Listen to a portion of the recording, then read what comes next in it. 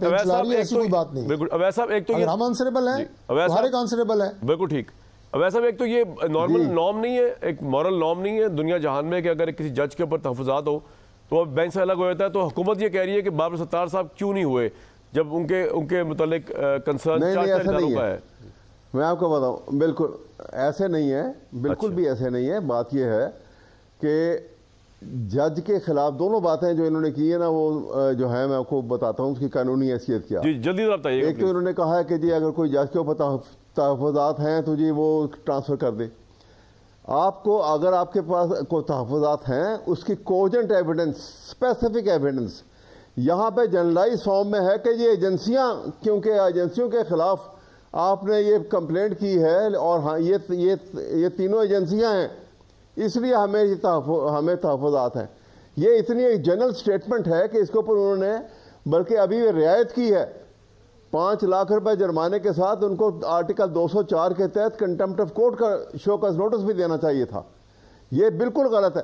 آپ اگر ڈیٹیل دوسری بات انہوں نے کی کہ اب باقی لوگوں کے اپنے اثاثے دیتے ہیں ان سے نہیں پوچھا جاتے ہیں. سنیں میری بات. جی تو یہ اب ترمیم آ چکی ہوئی ہے سپریم جوڈیشل کونسل میں. کوئی شخص جو ہے کسی جج کے متعلق پوری اس کی ایسٹس کی ڈیٹیل بنا کے دے سکتا ہے کہ جناب یہ ان کے تنخواہ ہے, یہ کچھ ہے اور یہ ان کی ملکیت ہے, ان کے ایسٹس ہیں. سپریم جوڈیشل کونسل میں آپ ریفرنس بھیجیں, اس کے خلاف فوراً کارروائی ہوگی. پوائنٹ آ گیا. طارق صاحب ابھی آپ نے دیکھا جو نقوی صاحب کے متعلق جو کارروائی ہوئی ہے.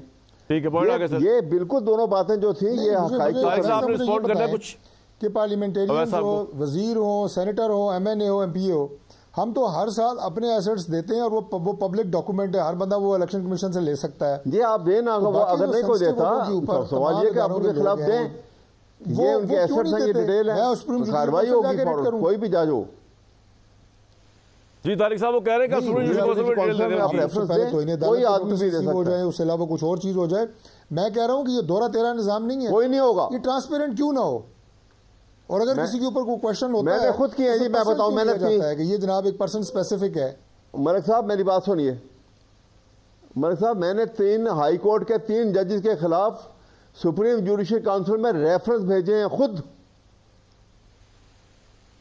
اس لیے یہ رائٹ پوائنٹ آ گیا, بالکل یہ جائز طریقہ ہے, کیا جا سکتا ہے. اس پہ سولنگی صاحب آپ کا موقف کیا ہے سارے ایپیسوڈ جو اسلام آباد ہائی کورٹ میں چل رہا ہے جس پہ اعلامیہ بھی ہے سوشل میڈیا کے حوالے سے؟